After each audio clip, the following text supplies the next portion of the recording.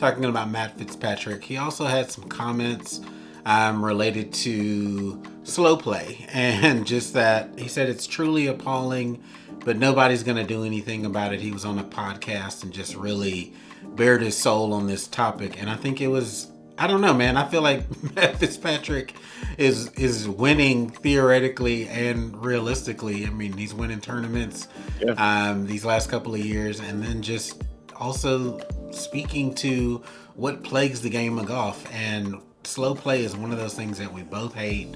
You know, most golfers hate slow play, but you know, inevitably you end up with, if you have 4 golfers, somebody's going to be below the pace that everybody else is playing. It just always tends to be like that. They're also not aware of it. And so, because if they were aware of it, theoretically they'd fix it. But it was just good to see him step up and voice his frustrations with it. You know, we talked about this last week with Brooks Koepka. We like kind of some golf drama, right? You know, for guys to just speak their mind and not have these highly manicured interviews. So what are your thoughts on Matt Fitzpatrick kind of stepping up to the place outside of his norm, right? He's usually pretty laid back, but he kind of went at it directly this week. What do you think about that, man? Yeah, I mean, we harped on it that week when we were talking about the Masters, the results. You know, Matt Fitzpatrick prides himself on being a very analytical person, knows his numbers, knows what he can and cannot do. So you see him a little bit more prepared. He makes his pre-shot routine not even hurriedly. He does it while other players are, you know, getting ready for their shots so that he's ready to play when it's his go.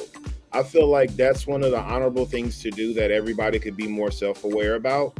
And again, just like what you said, everybody wants to play at a smooth to fast rate. So I think it's something that even regular hacks can even gravitate towards. So like today was a perfect example, a sidebar to a sidebar, if you will. So today we had a little bit of weather in the area for Houston. So a lot of people flaked out. A lot of people were asking questions like, hey, what's it going to be like? Is it car path only? Is it 90 degrees? Because this all affects the pace of play.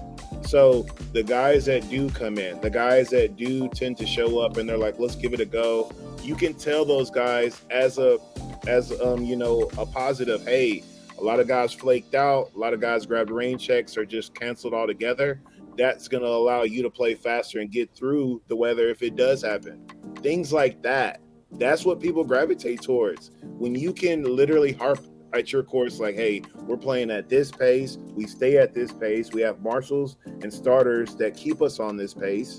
Those are the type of things that people love. So I feel like when you can start saying that thing as it evolves to the PGA Tour, I think a lot more players are going to have positive things to say. I think people need to put the onus back on the PGA Tour to penalize these guys, whether they be top tier or whether they be bottom tier or middle tier. Everybody needs the same penalization for the same BS that they do all week.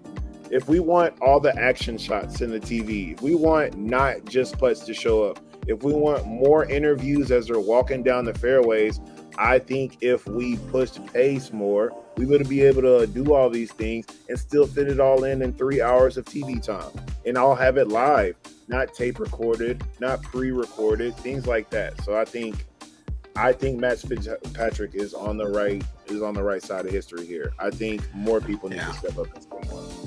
And I think there's now not a history, but a precedent in sports with baseball now coming with the pitch clock, and you know, games seem to be moving a lot faster in baseball as well. And guess what? You tried it out on the lower level, and it just comes down to enforcement. So if you had people enforcing the, you know, rule that's on the books or shortening the time that you need to have, that you have available to you before you hit your shot after your competitors are, you know, have gone off, I think the game would adjust. You know, people hate changes initially, but when the change comes and the rule is actually enforced, like you said, evenly across the board, no exception, everybody's playing under the same rules, people will adjust.